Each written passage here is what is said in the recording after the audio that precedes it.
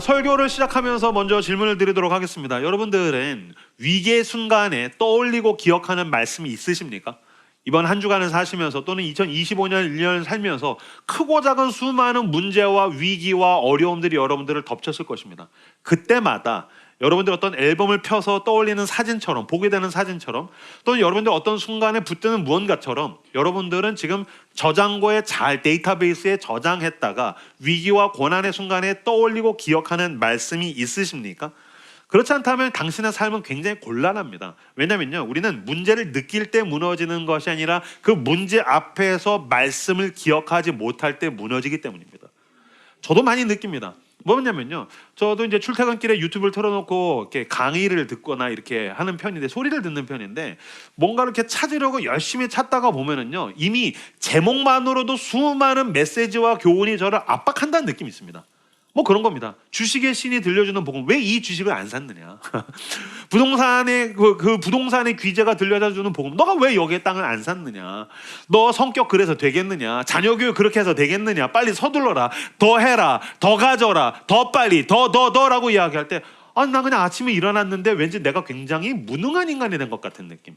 그건 압박을 사실 우리 모두가 받게 된단 말입니다. 무슨 말이냐면 세상에서 이렇게 파도와 같이 밀려드는 수많은 압박하는 메시지 가운데에서 나는 쓰러지게 됩니다. 그럼 여러분, 그때 당신을 일으켜 세우는 문구가 있습니까? 그때 당신을 일으켜 세우는 하나님의 말씀이 있느냐라는 것입니다. 그런 면에서 당신의 삶을 결정하는 것은 상황이 아닙니다. 당신이 기억하는 하나님의 말씀입니다. 그러면서는 말씀이 우리의 삶에 어떤 영향이 있고 이 말씀을 기억하는 것이 어떠한 힘을 가져다 주는가에 대해서 조금 더 자세하게 살펴보도록 하겠습니다.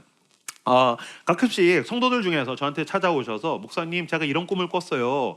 자기가 꾼 꿈에 대한 이야기를 하시는 분들이 있습니다. 공교롭게도 저도 이번 주, 저는 꿈을 안 꾸는 사람인데 간만에 악몽을 꿨습니다. 그래서 막 식은땀 흘리면서 꿨습니다. 그 꿈 내용이 뭐였냐면은, 제가 길을 못 찾는 거였었어요. 이렇게 밤에 너무 기진맥진한데 버스 정류장을 못 찾는 거예요. 그래서 겨우겨우 헤매면서 비를 맞으면서 가서 찾았는데 버스 정류장에 섰는데 버스가 안 오는 거예요. 그래서 왜 이러지? 겨우 버스를 탔는데 또 잘못 내리는 거예요. 그래서 내려서 보니까 막 너무 환락의 도시, 너무 무서운 사람들 속에 있는 거예요. 그래서 또 너무 무서워서 어떻게 버스 정류장 찾다가 갔는데 또 비는 오고 버스는 안 오고, 그러다가 날이 밝게 되는 것. 여러분들 별로 무섭지 않지만 난 너무 무섭단 말이에요. 내가 이런 꿈을 왜 꿨지? 아내랑 얘기하다가 보니까 내가 뭔가 지금 길을 못 찾는다고 느끼는 거구나 라는 생각이 들었어요. 근데 이건 사실 저한테는 굉장히 무시무시한 일인 게, 이명규라는 한 개인으로서는 사실 저는 진로나 길에 대한 문제는 없어요. 무엇보다 이 교회의 담임 목사로서의 길을 찾는 게 너무 힘들어요. 이미 한 400여 명 되는 이 성도들에 대한 교회의 담임 목사로서 어떤 중대한 선택들을 할 때, 우리 교회는 어디로 가야 되는 거지?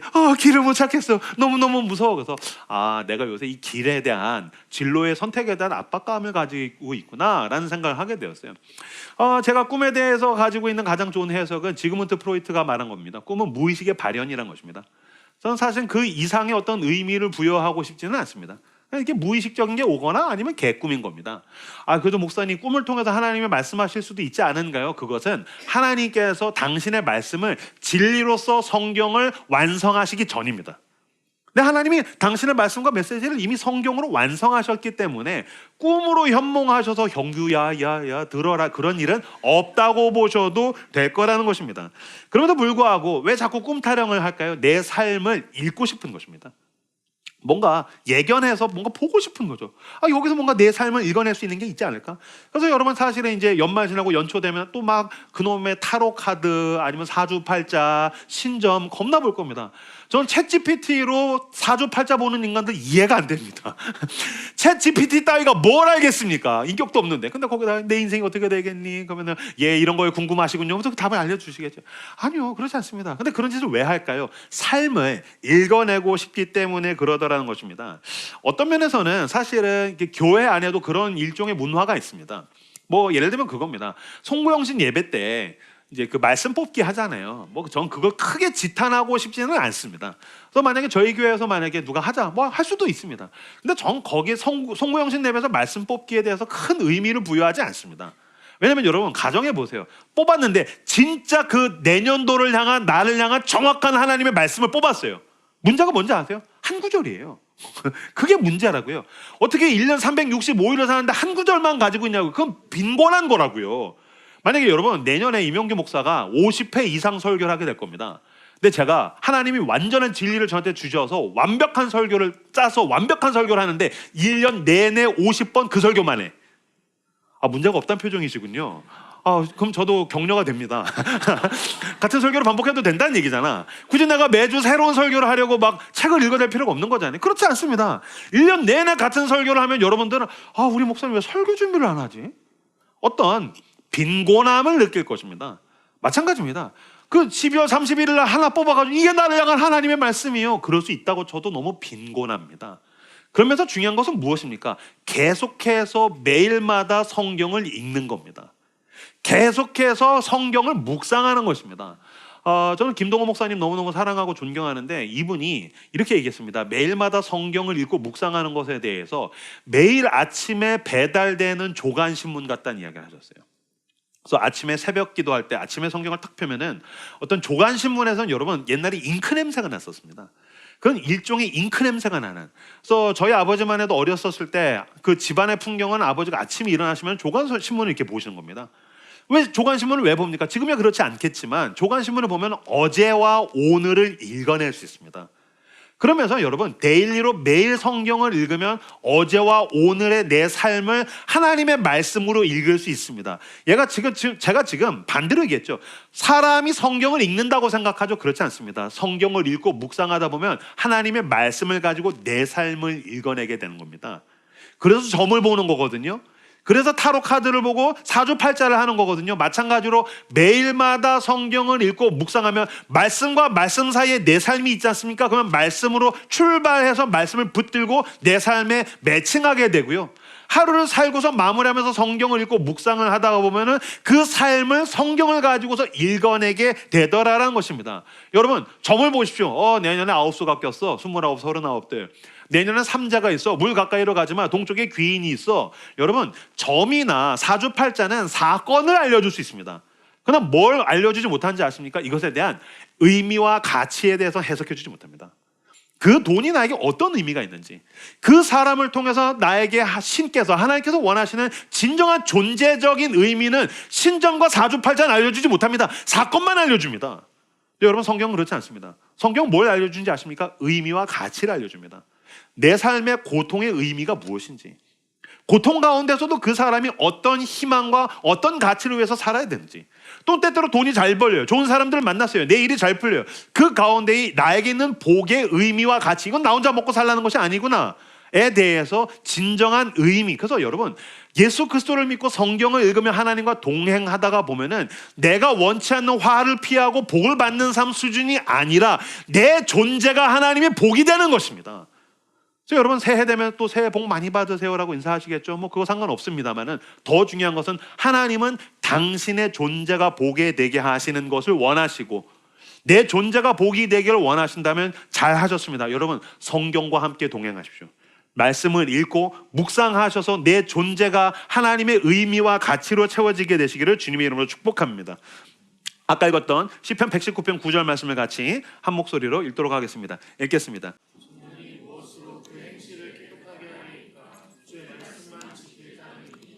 청년이 무엇으로 그의 행실을 깨끗하게 하리까? 주의 말씀만 지킬 따름이니이다. 그냥 읽다 보면 1차적으로 성경 말씀을 잘 지키면 행실이 깨끗해진다는 거구나. 그렇게 해석을 하셔도 좋습니다.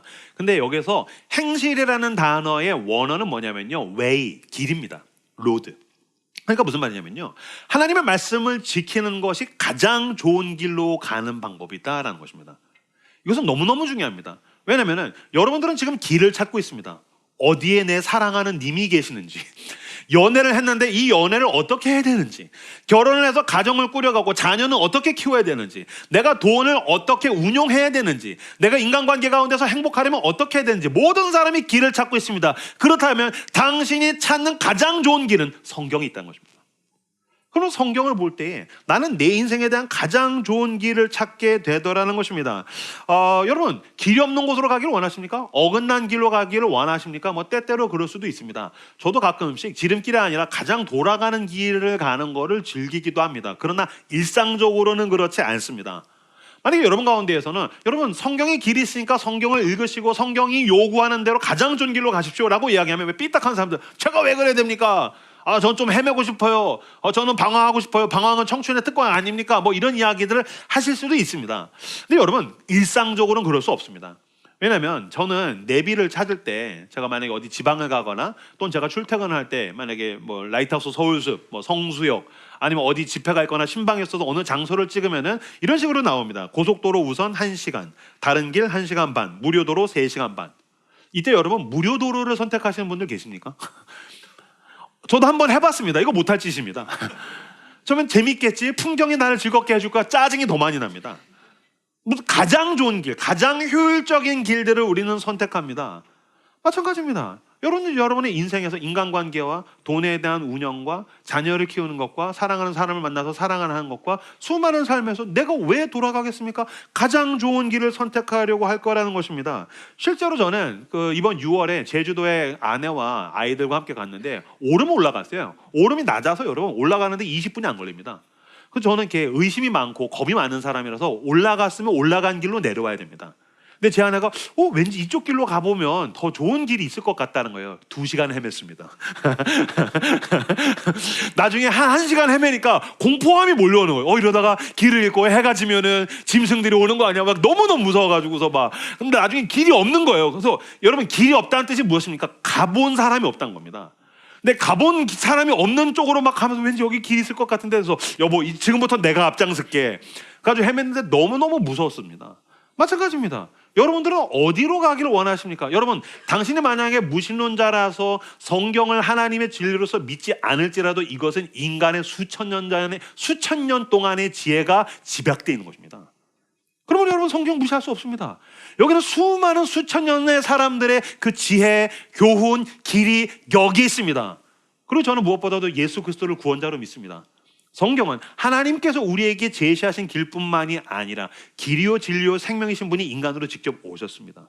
그리고 구원이 어디에 있는지, 진정한 행복과 만족이 어디에 있는지를 스스로 살아내셔서 길을 만드셨습니다. 그러므로 여러분들은 어떤 길을 선택하길 원하십니까? 저는 성경을 통해서 예수 그리스도의 길을 선택하겠습니다. 성경을 통해서 수많은 하나님의 사람들의 길을 따라가길 원합니다. 성경을 통해서 가장 좋은 길을 선택하시는 저 여러분들 되시기를 주님의 이름으로 축복합니다. 제가 잠깐 말씀드렸지만 길이라는 게 처음에 가본 사람이 없으면 그냥 수풀입니다. 근데 가다가 보면 흔적이 남습니다. 가다 보면은 길이 생기는 겁니다. 마찬가지로 뇌과학자들이 뭐라고 얘기하냐면요, 한쪽으로 뇌 가운데에서 생각을 발동해서 생각하고 행동하고 반복하다 보면 뇌에 길이 생긴다는 거예요. 그래서 만약에 누군가가 돈에 막 집약적으로 돈에 막 완전 집착해 있어요. 그럼 돈 하다 보면 그 다음부터는 살면서 겪는 모든 인풋이 자연적으로 뇌 속에서 돈의 길을 따라가게 되더라는 거예요. 어떤 사람은 즐거움, 쾌락, 그래서 계속해서 그걸 추구해요. 그래서 어디에 거기 있을까 궁리하고 고민하고 묵상하고 계속해서 헤매요, 찾아내요. 그래서 재미를 추구하고 경험을 해요. 그러면 그 사람 뇌 속에는 쾌락에 대한 길이 생긴다는 거예요. 만약에 여러분 가운데 분명히 여러분 중에도 있고요, 여러분 그 주변에 한번 찾아보십시오. 왜 자기한테 손해되는 일 절대로 안 하는 사람 있죠? 그 사람은 반사적으로 손해되는 일들을 거부합니다. 머릿속에 뭐가 있는 것입니까? 이기심에 대한 길이 있는 것입니다. 어떤 사람은 계속해서 자기를 학대합니다. 자기를 혐오합니다. 목사님, 전 쓰레기예요. 전 별 볼 일 없어요. 제가 뭘 할 수 있겠어요. 계속적으로 그렇게 자기를 혐오하는 사람은 모든 인풋을 자기 혐오의 길을 따라가서 판단을 내리게 되더라는 것입니다. 그러면 당신의 머릿속에는 여러 갈래의 길이 있는 거죠. 이런 면에서 믿음이란 무엇입니까? 이 길들 가운데에서 하나님이 원하시는 길을 가기 위해서 계속해서 성경을 읽는 겁니다. 내 스스로 주입시키는 것입니다. 이게 더 옳아. 그래서 그것을 향해서 순종하려고 하고 시도하려고 하고 가서 머릿속에 하나님의 말씀에 대한 길을 만드는 겁니다. 그래서 계속해서 그렇게 스스로를 훈련하는 것입니다. 그렇다면 여러분들은 어떤 길을 선택하겠습니까? 자, 하나님의 뜻이 있고 돈이 되는 길이 있고 재미있는 길이 있고 부정적이고 자기 혐오의 길이 있습니다. 수많은 사람들이 하나님의 뜻대로 살면 더디게 가고 재미없게 산다고 느낍니다. 그렇지 않습니다. 저는 최대한 하나님의 말씀대로 살기 원합니다. 저는 한 아내의 남편으로서, 전 두 딸의 아버지로서, 저는 한 교회의 담임 목사로서, 저는 대한민국의 시민으로서 전 하나님의 말씀대로 살려고 순종하려고 몸부림치길 원합니다. 이건 제가 다 지킨다는 게 아니라 지향성입니다. 난 이걸 지키고 싶습니다. 왜냐하면 목사니까 윤리적으로 도덕적으로 아니요. 난 이게 나를 가장 행복하게 만들어준다는 걸 믿기 때문입니다. 제가 만약에 한 여자의 남편으로서 하나님의 말씀을 벗어나서 아내 외에 또 다른 쾌락을 추구하지 않습니까? 전 제 인생의 행복을 제 스스로 모두 짓밟게 될 겁니다. 무슨 말인지 아시겠습니까? 전 저에게 허용된 즐거움을 누리는 것을 너무너무 좋아합니다. 이건 하나님이 은혜로 주신 것이지만 하나님께서 성경에서 저를 보호하시기 위해서 형규야 이건 하지 말아라. 아 이거 먹으면 탈나는 거구나.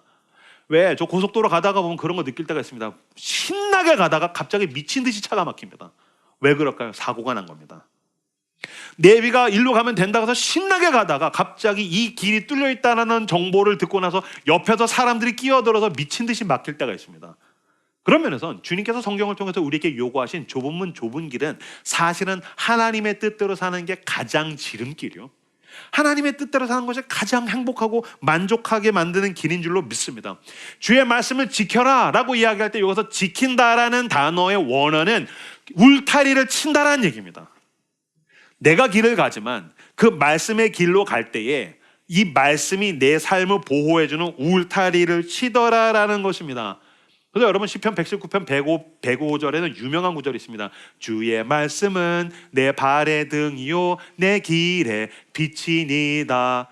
미친 듯이 달려가다가 사고 나는 사람들 많이 봅니다. 신나서 가다가 뭔가 잘못 먹고 탈나는 사람들 많이 봅니다. 주의 말씀을 붙들고 주의 뜻대로 가셔서 지름길로 만족하는 길로 가시는 저 여러분들 되시기를 주님의 이름으로 축복합니다. 그렇다면 하나님의 말씀이 내 삶의 길이 되게 하기 위해서 우리는 어떻게 해야 되는가? 10절에서 16절까지의 말씀 좀 길지만 같이 한 목소리로 읽도록 하겠습니다. 읽겠습니다. 시작.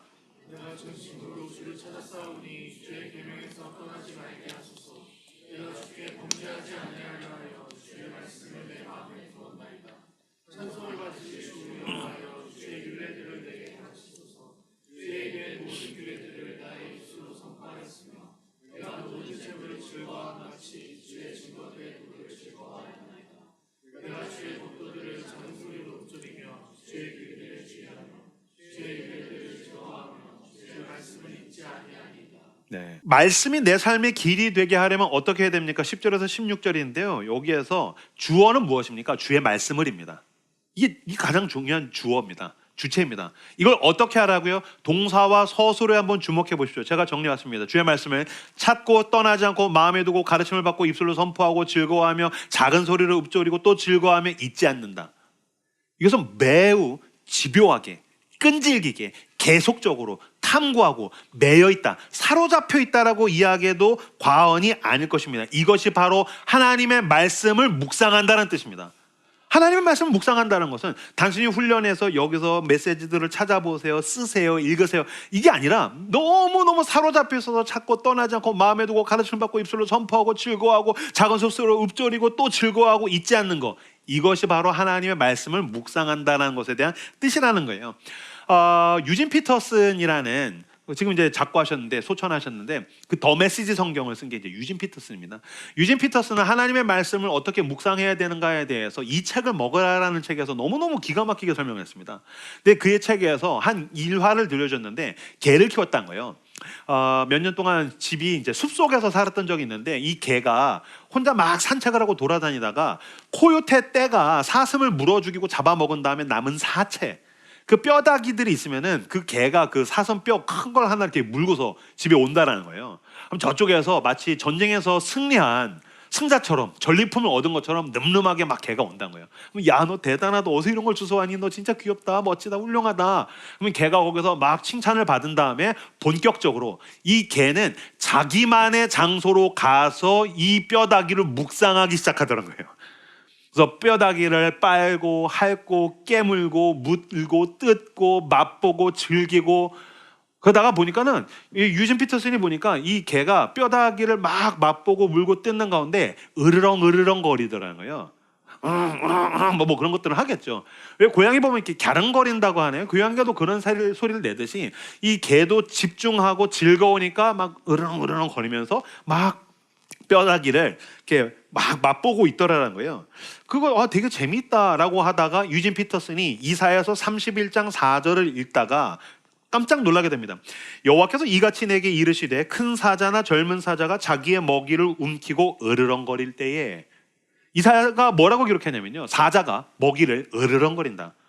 그래서 유진 피터슨, 마치 이사야와 유진 피터슨 자기 자신이 같은 경험을 한 것 같은 느낌을 받았다는 거예요. 왜냐하면 여기서 으르렁거린다라는 단어가 하가라는 단어거든요. 하가. 이것은 단순히 사운드를 낸다. 으르렁 으르렁 으르렁 돼. 너무 옛날 노래군요. 영포티가 아는 노래가 다 그렇지 너네는 안 늙을 것 같아? 여기서 으르렁거리다라는 단어로 번역된 이거는 하가인데요. 이 하가는 시편 1편에 쓰입니다. 시편 1편 1절과 2절 말씀 같이 읽도록 하겠습니다. 읽겠습니다. 시작. 보이는 사람은 악인들의 꾀를 따르지 아니하며 죄인들의 길에 서지 아니하며 오만한 자들의 자리에 앉지 아니하고 오직 여호와의 율법을 즐거워하여 그의 율법을 주야로 묵상하는도다. 아멘. 여호와의 율법을 즐거워하여 그 율법을 주야로 묵상하는도다. 여기서 묵상이 하가입니다. 으르렁거린다. 그래서 유진 피터슨이 하나님의 말씀을 묵상한다는 것은 개가, 강아지가 뼈다귀를 하루 종일 가지고 물고 뜯고 맛보고 핥고 즐기면서 으르렁대듯이 오직 여호와의 율법을 즐거워하여 그의 율법을 주야로 하가하는도다. 물고 뜯고 맛보고. 여러분, 여기서 지금 성경을 읽는다라고 이야기하고 있습니까? reading, 글씨를 눈으로 보고 소리내서 읽는다, 마음으로 인지하고 인식한다. 아니요, 하가, 맛본다, 느낀다, 음미한다, 놀라워한다, 즐거워한다. 이게 바로 하가. 그러면서 여러분 삶 가운데 하나님이 원하시는 길, 말씀으로 하나님이 원하시는 진리의 길, 가장 좋은 길을 내게 원하신다면 우리에게 필요한 것은 주야로 하나님의 말씀을 하가하는 것입니다. 물고 뜯고 씹고 맛보고 즐기고 감탄하고 놀라워하는 것입니다. 이것은 그래서 여러분, 읽는 것이 아니라 먹는 것에 더 가깝다고 이야기할 수 있을 것입니다. 요한계시록 10장 9절에서 10절 말씀 같이 화면 보고 읽도록 하겠습니다. 읽겠습니다. 시작.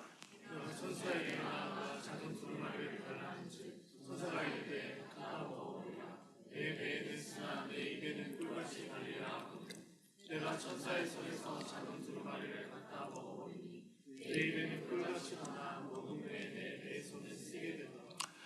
천사에게서 두루마리, 하나님의 말씀, 성경을 의미합니다. 이걸 받았을 때에 천사가 열심히 읽어라, 외워라, 낭독해라 라고 하지 않습니다. 선언해라, 선포하라고도 하지 않습니다. 먹어라. 넌 이 진리를 먹어라. 넌 하가해라. 그랬더니 먹습니다. 입에서 꿀같이 달았다. 여러분, 여러분들이 일상 가운데에서 가장 감탄사를 많이 내지르는 순간들은 언제입니까? 맛집에 갔을 때 겁니다. 요새 반가 해서 맛있는 거 나와서 와, 비주얼 막 사진 찍고 막 행복해요.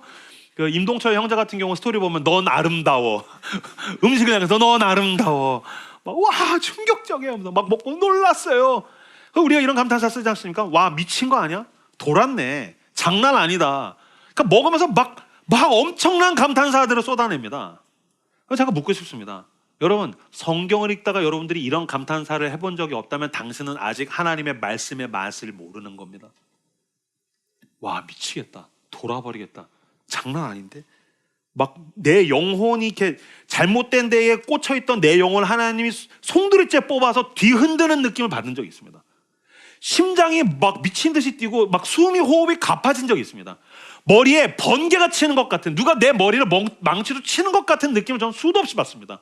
막 눈물이 솟구치고 그 자리에서 무릎을 꿇고 싶고 널브러지고 싶고 막 그분의 품에 안기고 싶고 막 그분이 내 마음을 막 심장을 막 움켜쥐는 것 같고 그분의 따스한 손이 나를 막 덮는 것 같고, 이게 다 하나님의 성경을 하가할 때에, 그분의 진리를 맛볼 때에, 내가 그분의 진리에 사로잡힐 때 일어나는 일들입니다. 지금 하나님께서 우리에게 이것을 요구하고 계시는 것입니다. 그러니까 단순히 읽어라, 외워라가 아니라 읽고 외우고 묵상하는 모든 까닭이 그분의 진리를 맛볼 수 있습니다. 그래서 여러분, 마르틴 루터가 이렇게 얘기했습니다. 묵상할 때 속으로만 명상하지 마십시오. 말씀을 소리내어 반복해서 읽기를 바랍니다. 향기로운 허브를 만지듯이 종이 위에 쓰인 말씀을 손으로 문질러가며 읽고 또 읽고 주의 깊게 되새김질 하십시오. 성령께서 당신에게 전하려는 뜻이 무엇인지 집중하여 살피길 바랍니다. 그렇게 충분히 주의를 기울였다면 이제는 그 말씀을 더 밝게 비추는 다른 구절들을 찾아 한번 비교해 보십시오. 그것으로 당신은 푸르른 천국의 초장에서 사랑하는 이와 즐거운 사냥을 하게 될 겁니다.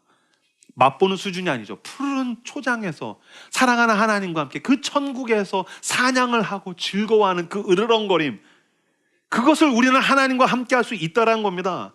아마 여러분 가운데에서는 하나님의 말씀을 묵상하십시오라고 했을 때, 목사님 전 아직 여전히 그게 힘들어요. 큐티 말씀 외우는 거, 묵상하는 거, 연구하는 거 힘들어요 라고 대답하시는 분들이 계실 것입니다. 묵상이 왜 잘 안 되는지 아십니까? 사람들은 훈련이 안 됐고 연구를 못했기 때문에 누가 가르쳐주는 사람이 없어서 못한다고 생각합니다. 그렇지 않습니다. 뭐가 부족한 거냐면요, 하나님을 사랑하지 않기 때문입니다. 그분의 사랑에 더 깊이 나아가지 않았기 때문입니다. 하나님의 은혜를 주셨을 때 내가 그 사랑을 느끼지 않습니까? 이걸 이어가고 싶은 의지가 없기 때문입니다. 이 하나님이 예배 가운데 부어주시는 사랑 안에 거했으면 한번 출발해 보십시오. 이 사랑을 키우기로, 그 사랑 안에 누리고 그 사랑을 더 맛보고 싶어서 막 몸부림을 쳐보십시오. 더 큰 게 옵니다. 여러분, 사실은 우리는 훈련하지 않고 배우지 않아도 충분히 묵상합니다. 여러분, 여기 썸 탈 때 여기 이제 남자분들 만약에 맨투맨 입으신 분들 많으시네요. 와, 오빠 맨투맨 입으니까 어깨가 넓어 보여요. 하루 종일 묵상합니다. 아, 그래? 내 어깨가 넓어 보여? 그 자매가 나 어깨 넓다고 얘기했어. 하루 종일 묵상합니다. 물고 뜯고 씻고 맛보고 즐기고 거울 앞에 서서, 이게 내가 어깨가 넓어 보이는 옷이지, 난 앞으로 이런 류의 옷을 사야겠어. 계속 주변에다가 쉐어하고, 그녀가 나에게 어깨가 넓어 보인다고 얘기했어요. 이거 누가 가르쳐줘야 되는 겁니까? 그렇지 않습니다. 돈을 사랑하면 돈에 대해서 묵상합니다. 당신은 무엇을 일주일 동안 묵상하고 있습니까? 취미? 운동? 아니면 어떤 육체적인 누군가와의 스킨십? 여러분들은 누가 가르쳐주지 않고 훈련하지 않아도 충분히 묵상하고 잘하고 있습니다. 당신이 사랑하는 것을. 그러면서 하나님을 사랑하기로 선택하고 결정하고 하나님을 사랑하는 가운데에 모든 수단과 방법을 동원해서 그분의 말씀을 하가할 수 있습니다. 묵상할 수 있습니다. 그러다가 보면 그 사랑에 사로잡히게 되는 겁니다. 여러분, 지금 이명규 목사가 설교하는 설교를 여러분들은 듣고 있습니다. 저는 그 설교를 잘하기 위해서 일주일 동안 사로잡혀 있다라고 이야기해도 과언이 아닐 정도로 저는 설교에 거의 집착적이고요, 미친 듯이 준비합니다. 그럼에도 불구하고 저는 설교를 준비할 때 첫 번째 과정이 뭔지 아십니까? 그분의 음성을 먼저 듣는 겁니다. 하나님의 성령의 음성을 듣는 거라고요.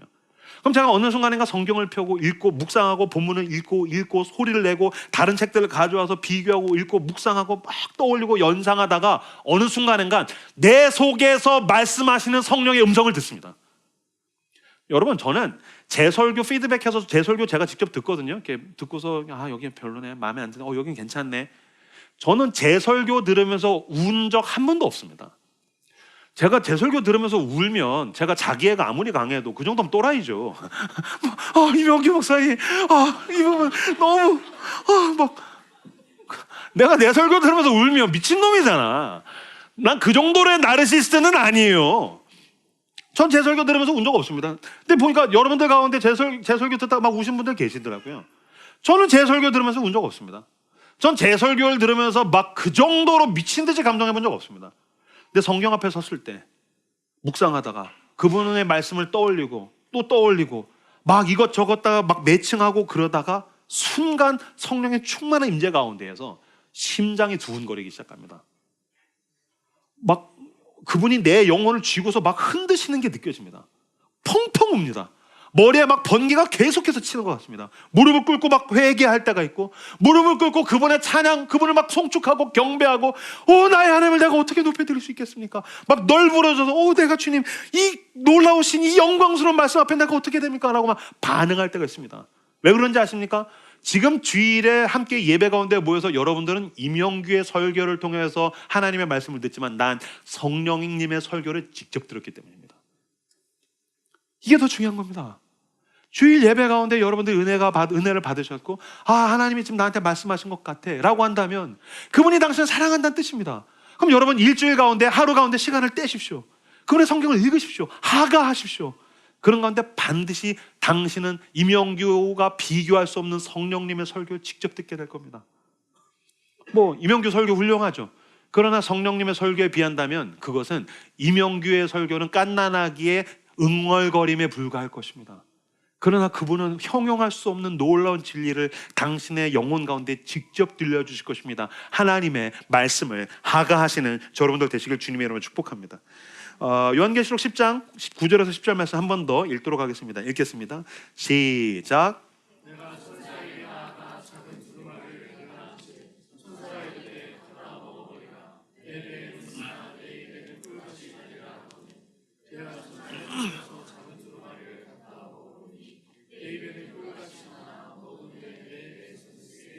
아멘.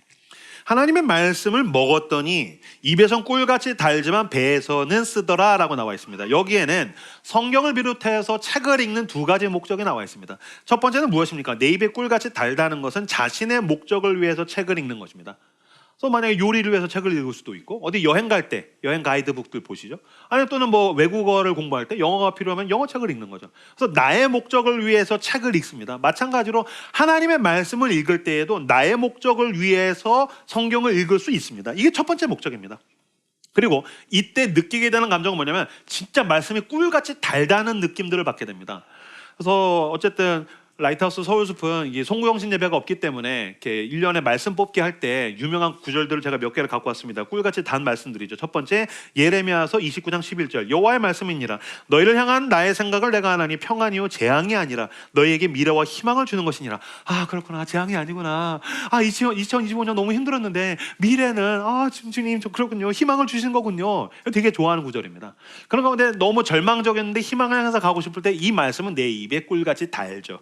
다음 구절 로마서 8장 28절 우리가 알거니와 하나님을 사랑하는 자 곧 그 뜻대로 부르심을 입은 자들에게는 모든 것이 합력하여 선을 이루느니라.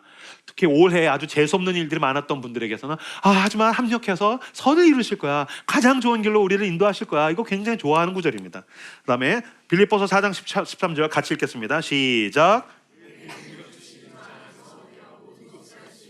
네, 고3들이 좋아하실 것입니다. 고3들, 수험생들이 좋아하는 구절이고, 만약에 어떤 I can do it, 필요한 사람들, 자신감이 필요해. 능력 주신 자 안에서 내가 모든 걸 할 수 있느니라. I can do everything. 이런 거 우리가 되게 좋아하죠. 사실은 빌립보서 4장 13절 맥락을 보시면 그런 뜻은 아닙니다. 이게 가난할 수도 있고 부유할 수도 있고 이쪽 저쪽에 있으나 예수 그리스도 안에서 난 모든 걸 감당할 수 있습니다 라는 뜻인데, 어쨌든 그렇게 하셔도 좋습니다. 어쨌든 굉장히 입에 단 꿀 같은 말씀이죠. 이사야서 41장 10절도 같이 한번 읽겠습니다. 시작.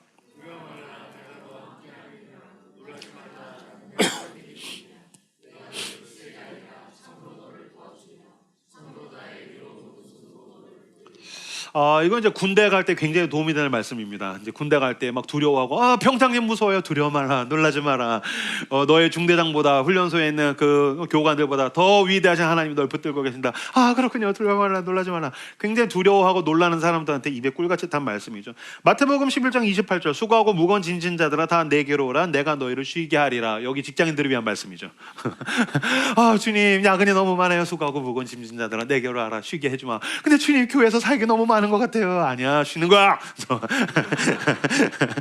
그렇죠? 어쨌든 우리는 12월은 안식이지 않습니까? 요한복음 3장 16절 하나님이 세상을 이처럼 사랑하사 독생자를 주셨으니 이는 저를 믿는 자마다 멸망치 않고 영생 얻게 하리 하심이라. 한국인들 또 굉장히 좋아하는 복음을 가장 잘 설명하는 구절이고요. 잠언 3장 5절에서 6절 너는 마음을 다하여 여호와를 신뢰하고 내 명철을 의지하지 말라. 너는 범사의 글을 인정하라. 그리하면 내 길을 지도하시리라. 이게 진로가 인생의 불예측성 가운데 있어서 진로가 불투명한 사람도 굉장히 좋아하는 구절이죠. 이런 식으로 내 삶과 이렇게 연관돼서 직접적인 감동과 은혜, 또 격려와 위로를 받는 아주 꿀같이 달콤한 말씀들이 있습니다. 그러나 꿀같이 입에서는 달지만 배에서는 쓰답니다. 왜냐하면 삼킬 땐 꿀같이 달아도 그 다음엔 어디까지 가야 됩니까? 배에서 쓴 것까지 가야 됩니다. 배에서 쓰단 말은 이런 뜻입니다. 저자의 목적을 받아들이기 위해서 책을 읽는 것이라는 겁니다. 실제로 이거는 하나님의 말씀, 진리뿐만이 아니라 성경을 읽는 태도이기도 합니다. 프란츠 카프카가 유명한 얘기를 했습니다. 책은 우리 안에 있는 얼어붙은 바다를 깨는 도끼여야 한다. 이게 그래서 이제 박웅현 씨가 책은 도끼다라는 책으로 이제 써내려간 건데, 이제 프란츠 카프카라는 그 유명한 소설가가 자기 친구에게 쓴 편지글입니다. 그 편지글을 제가 가지고 왔습니다. 읽어드리겠습니다. 나는 단지 우리를 행복하게 해주는 책만을 위하여 시간을 쓰지 않네. 우리가 읽어야 될 책은 우리를 핥히고 찌르고 흔드는 책이어야 하네. 만약 어떤 책이 우리를 머리끝에서 발끝까지 흔들어 놓지 않는다면 우리가 무엇 때문에 그 책을 읽는단 말인가? 책이 우리를 행복하게 만들기 위해서인가? 또는 친근한 방식으로 우리가 이미 알고 있는 생각을 되풀이하기 위해서인가? 아니네. 그런 책이라면 우리가 스스로 쓸 수 있을 것에. 그러니 우리는 우리 안의 얼어붙은 바다를 깨트리는 도끼와 같은 책을 읽어야 하네. 그래서 모든 류의 독서, 성경을 읽는 것도 그렇고 독서는 1번 입에선 꿀같이 단 것으로부터 출발하지만 고수는 2번까지 가는 것입니다. 저자의 목적성을 읽어내는 데까지 가는 것입니다. 근데 저자의 목적성을 읽어내려면 어떻게 됩니까? 내 안에 있는 얼어붙은 바다를 깨는 도끼와 같은 책이어야 됩니다. 그래서 진짜 좋은 책을 만나면 내 고집에 균열이 갑니다. 내 세계가 박살이 나는 경험을 하게 됩니다. 그러니까 내 세계를 더 공고하게 만들어주는 것은 나를 편협하게 만들어주는 책이고, 그런 책은 좋은 책이 아닙니다.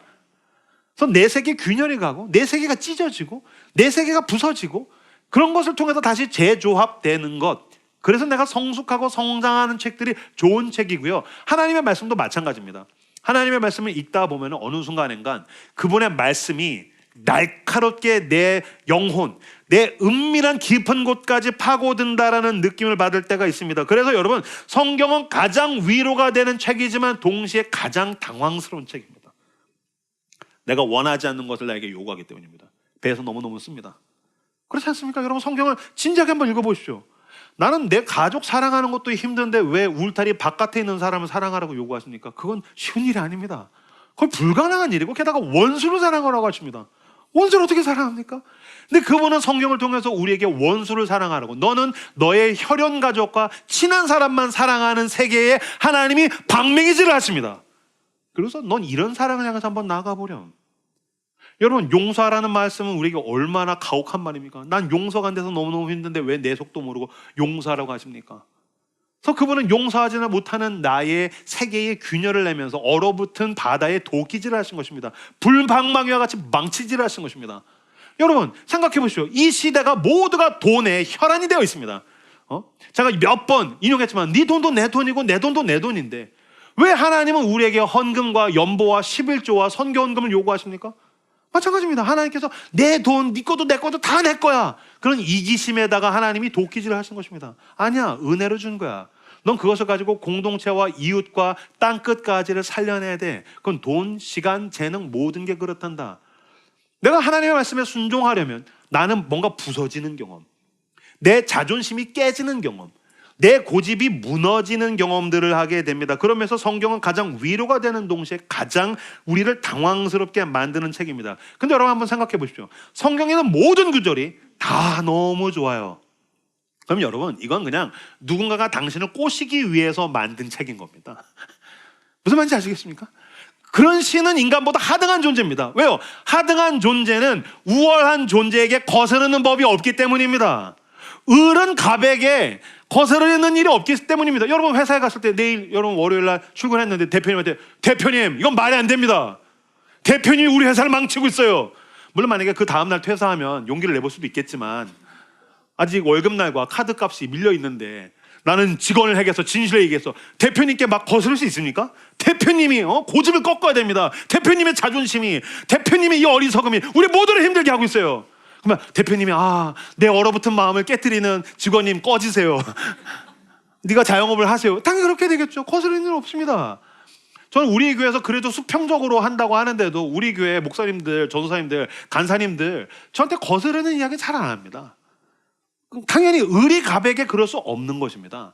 그러면서 성경이 우리에게 계속해서 거슬리는 까닭은 무엇입니까? 그가 진정한 우리의 창조자요, 그가 우리의 구원자요, 그가 우리를 가장 좋은 길로 인도하시기 위해서 그렇게 하시더라는 것입니다. 이건 사실 우리가 원하는 게 아닙니다. 우리가 원하는 것은 무엇입니까? 내가 원하는 대로 온 세상이 굴러가는 것입니다. 그래서 여러분, 인간의 욕망의 근원은 뭐죠? 아담이 선악과 왜 먹었습니까? 내가 하나님처럼 되려고 먹은 거죠. 그러니까 사실 그 욕망 우리 모두에게 있습니다. 그래서 여러분, 사실 우리가 신앙생활 할 때 우리가 그런 말 쓰지 않습니까? 하나님이 저한테 이런 마음을 주셨어요. 하나님 저한테 이렇게 말씀하셨어요. 하나님 저한테 이렇게 말씀하신 것 같아요 라는 문구를 쓸 때가 있습니다. 사실 저도 씁니다.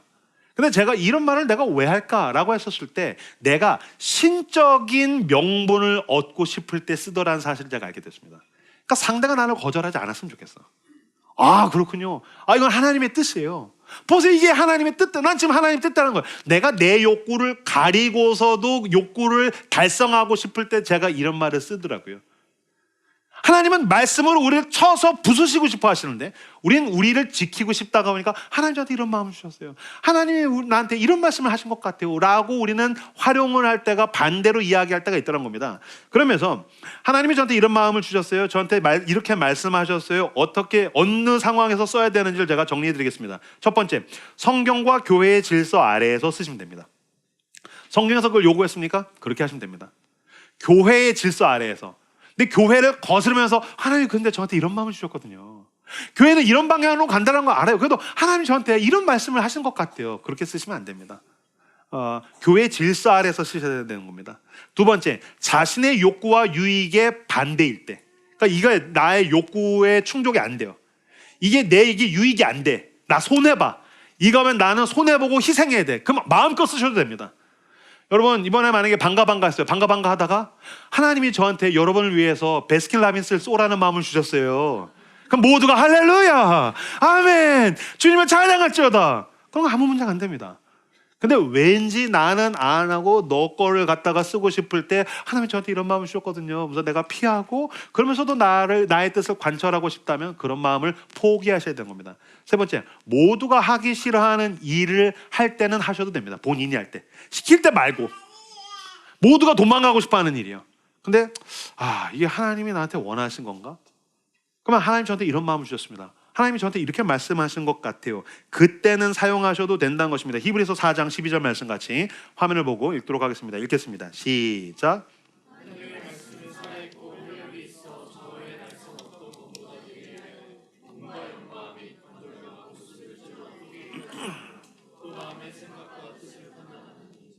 아멘.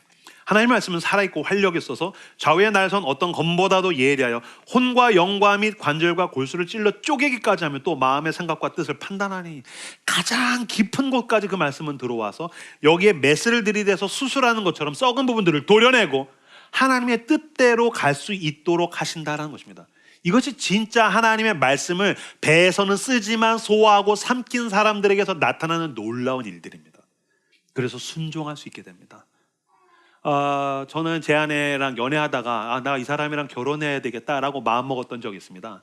제 아내를 제가 처음 만났을 때는 회심한 직후였기 때문에 그렇게 신앙적으로 깊이가 있거나 그렇지는 않았었어요. 그래서 한쪽 다리는 여전히 세상에 걸친 것 같고 이제 막 교회에서 훈련받고 공동체 생활하고 그러는 가운데인데, 아내가 그때 대학교 졸업반이었는데 졸업여행을 간다는 거예요. 근데 주일날 간다는 거예요.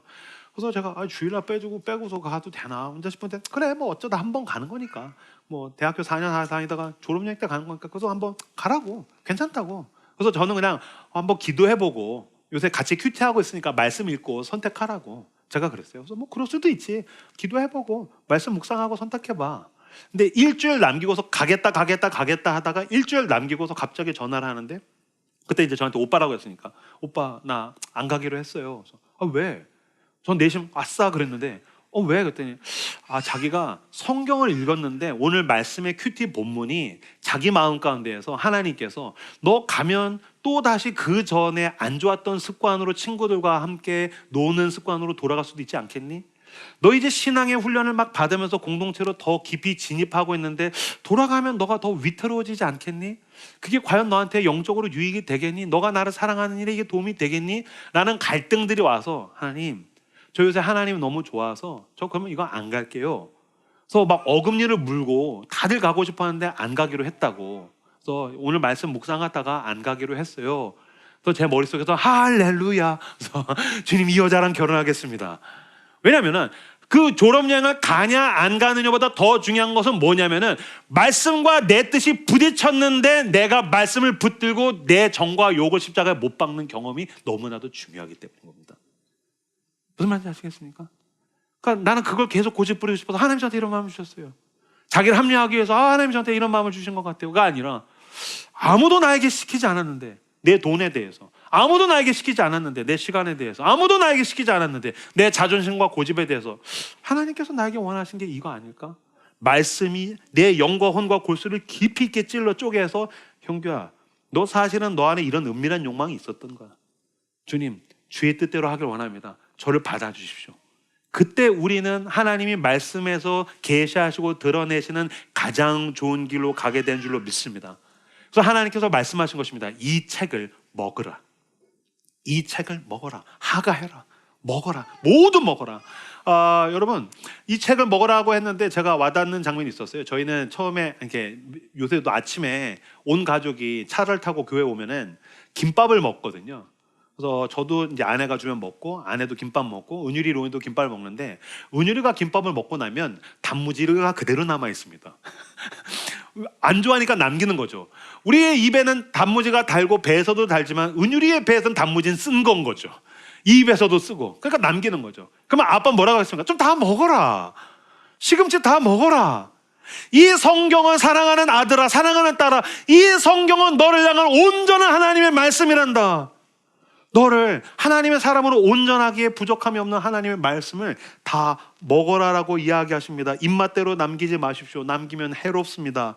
편식하지 마십시오. 잘 먹어서 쑥쑥 성장하고 성숙하는, 커 나아가는 저 여러분들 되시기를 주님의 이름으로 축복합니다. 반주해 주시겠습니까?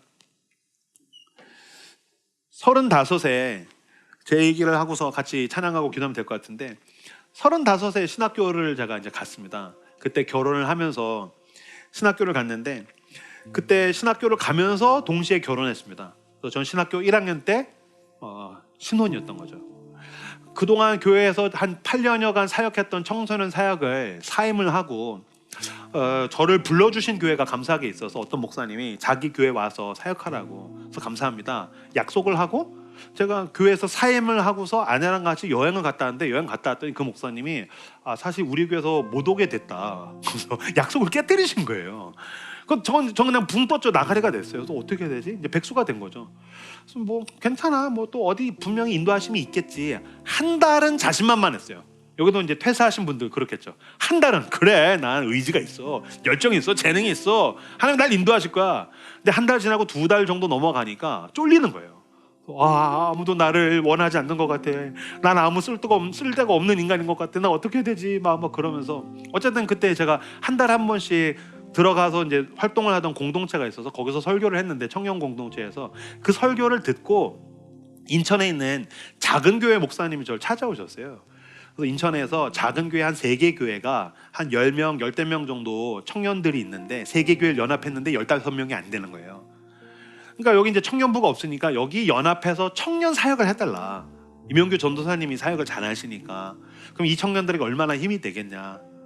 2가지가 걸렸어요. 첫 번째, 난 이런 청년 연합 사역을 해본 적이 없는데, 이거 왠지 힘들 것 같은데, 3개 교회 모였는데 15명이 모여, 이거 너무 힘들 것 같은데. 2번째, 이거 하면 월급을 못 받을 것 같은데. 나 이제 결혼해서 신혼이고 나 남편이니까 가장인데 이거 각이 안 나오는데, 이거 나 월급 못 받을 것 같은데 어떻게 해야 되지? 그래서 제가 처음에 못하겠다 그랬어요. 또 찾아오신 거예요. 또 전화 주신 거예요. 그렇게 한 3번 찾아오셨길래 제가, 그럼 저한테 시간을 주십시오. 제가 일주일 동안 기도하겠습니다. 그래서 그분을 돌려보내고 진짜 기도했어요. 열심히 기도했어요. 안 들려요. 왜? 이건 내가 원하는 뜻이 아니니까요. 하나님의 음성이 안 들려요. 하나님 이거 아니죠? 아니거죠? 주님 아닌 것 같아요. 나도 좀 더 큰 교회 가고 싶단 말이에요. 나도 사람들에게 박수 받는 자리 가고 싶단 말이에요. 15명인데 3개 교회, 이게 뭐예요? 나 이거 싫어요. 그러려면 내가 그 전 교회에서 뭐하러 나왔겠어요? 아니에요. 그러니까 당연히 음성이 안 들리죠. 그리고 일주일 동안 기도하는데 뭐 음성도 안 들리고 그래서 아닌가 보다. 그러다가 저희 어머니 집에, 아버지 집에 제가 이제 왔어요. 아내는 다른 데 가고 와가지고서 어머니 아버지랑 밥을 먹고, 제가 어머니 무릎을 베고 발라당 누워서 엄마 나 귀 파줘. 이제 어머니가 막 귀를 이제 파주면서 TV 보는데, TV에 그 기독교 방송에 그 선교사님이 이렇게 나왔어요. 선교사님이 이렇게 나왔는데 저희 어머니가 이렇게 귀를 파주면서 뭐라고 하시냐면요, 봐봐 형규야, 저 선교사님 막 귀하다, 대단하다. 근데 저런 상황에서도 하나님이 주의 종을 책임지잖아. 형규야, 주의 종은 굶지 않는단다. 무슨 소리야 엄마, 목사들 겁나 가난해, 비루해, 말도 안 되는 소리를 해. 밥 없어, 가난, 나 봐, 직장 없어, 그지야. 아니야 형규야, 주의 종은 굶지 않아, 순교하는 거야. 하나님 다 채우신단다. 주의 종은 굶지 않아, 순교하는 거야. 그 똑같은 거잖아, 죽는 거야 다. 아니야 형규야. 그래서 저희 어머니가 저한테 세뇌를 시킨 구절이 있어요. 마태복음 6장 33절. 그런즉 너희는 먼저 그의 나라와 그의 의를 구하라. 그리하면 이 모든 것을 너에게 더하시리라. 그 얘기 또 하신 거예요. 형규야, 먼저 그의 나라와 그의 의를 구하라. 그러면 하나님이 모든 것을 더하시는 거야. 봐봐, 선교사님, 하나님 다 책임지잖아. 뭐 겁나 가난하구만 찌질해. 아니야. 넌 먼저 그의 나라와 그의 의를 구해라. 그럼 하나님이 다 더하신단다. 형규야, 주의 종은 굶지 않아. 순교하는 거야. 아, 알았어. 귀나 잘 파. 먼저 그의 나라와 그의 의를 구해. 그럼 하나님이 다 더하시는 거야. 아, 알았다고. 그리고서 이렇게 좀 있다가 이제 차에 시동 걸고서 집으로 돌아오는 거예요. 돌아오는데 또 그 제가 요새 기도하고 있는 그 연합 사역, 하나님 세계 교회가 모였는데 10대 명이 뭐예요? 아, 저 거기 싫어요. 나 결혼해서 내 아내 이제 책임져야 돼. 이거 월급 안 나와요. 이거 내가 잘할 수 있는 사역이 아니라고요. 나 재능이 있잖아요. 나 열정이 있잖아요. 왜 하나님 다 그런 구석에다 처박아 두시려고 하세요? 우리 엄마가 계속해서 나한테 세뇌시킨 그 구절이 제 귓전에서 맴도는 거예요. 영규야, 주의 종은 굶지 않아. 순교하는 거야. 먼저 그의 나라와 그의 의를 구하렴. 그럼 하나님이 다 더하시는 거야. 아, 무슨 말이야. 하나님 말도 안 되는 소리 하고 있어요. 제 친구 전도사들 다 좋은 교회 가가지고 그러고 있는데 난 그 인천에 그게 뭐예요? 나 지금 그거 취소된 것도 빡쳐 죽겠는데 그게 뭐예요? 아니야, 형규야. 너는 먼저 그의 나라와 그의 의를 구해라. 그러면 하나님이 모든 필요한 걸 너한테 다 더하시는 거야. 그 구절이 머릿속에서 기억나기 시작해요. 내가 가지고 있던 근심과 욕망이 밀려나가고 그 말씀으로 제 머리와 마음이 가득히 채워지기 시작해요. 순간 성령께서 저한테 설교하시기 시작하셨어요. 형규야, 너 나 못 믿어? 내가 너 가장 바닥에 있을 때 24살에 너 만나줬잖아. 내가 너에게 소명을 주고 내가 너를 불러냈고 내가 널 여기까지 인도했잖아. 너는 먼저 그의 나라와 그의 의를 구하라. 그리하면 이 모든 것을 너에게 더하시라. 제가 엉엉 울었어요. 운전하면서 그 음성이 들렸거든요. 난 성령님의 설교를 들었어요. 나를 사랑하신 예수 그리스도의 음성을 직접 들었다고요. 펑펑 울면서, 예 주님, 주의 종은 당신의 것이오니 당신 마음대로 하십시오. 그리고서 집에 와서 이 배에서는 쓴 하나님의 말씀을 순종하기로 했어요. 먼저 그의 나라와 그의 의를 구하라. 그러면 모든 것을 더하시리라. 아내에게 얘기했어요. 아까 하나님이 나한테 이렇게 말씀하신 것 같아. 가야 될 것 같아. 여보, 괜찮아, 가. 난 당신을 신뢰해. 가서 잘 됐을까요? 물론 재밌는 시절도 있었지만 제가 말씀드렸죠. 4년 하고 전 완전히 망했어요. 근데 그 고비 때마다 하나님은 저한테 말씀하셨고 전 말씀을 기억했어요. 제가 쓰러졌을 때 하나님은 또 다른 수많은 말씀들로 저한테 말씀하시고 저를 일으켜 세우셨어요. 여러분, 마찬가지입니다. 여러분들은 현실의 가운데에서, 고된 현실 속에서 여러분들은 무엇으로 쓰러진 곳에서 일어서고 있습니까? 하나님의 말씀을 기억하십시오. 부지런히 하가하십시오. 그 말씀을 붙들고 일어나 주님께서 예배하신 가장 좋은 길로 믿음으로 나아가는 저 여러분들 되시기를 주님의 이름으로 축복합니다.